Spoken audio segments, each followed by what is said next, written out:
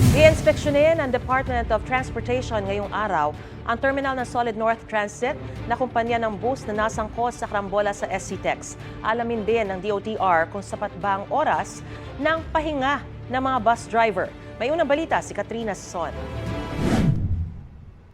Ito ang CCTV footage sa malagim na karambola ng 5 sasakyan sa SCTEX noong Huwebes. Makikitang nakahinto ang mga nakapilang sasakyan na papasok sa toll gate hanggang sa dumating ang Solid North Bus at nabangga ang mga sasakyan sa harap nito.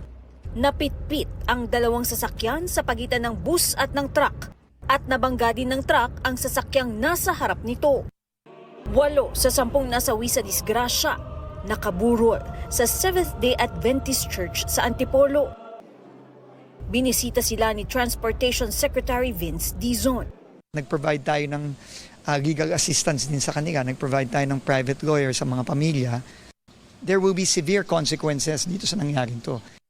Sinuspende na ang operasyon ng Pangasinan Solid North Transit Inc. simula noong May 2. Mag-iinspeksyon sa terminal ang DOTR.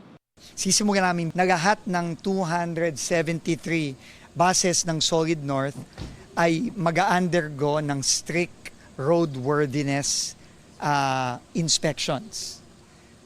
Lahat ng driver ng Solid North, dahil sa nangyari ngayon, imamandate namin ang compulsory drug testing.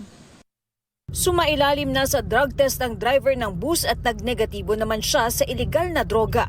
Pag-aaralan ng DOTR kung sapat o mahaba ba ang 6 na oras na maximum hour ng pagmamaneho ng bus drivers kada araw.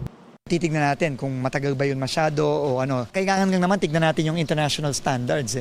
Yun ang susundin natin. Sa May 7, itinakda ang hearing ng LTFRB ukol sa insidente. Ito ang unang balita. Katrina Son para sa GMA Integrated News. Gusto mo bang mauna sa mga balita? Mag-subscribe na sa GMA Integrated News sa YouTube at tumutok sa unang balita.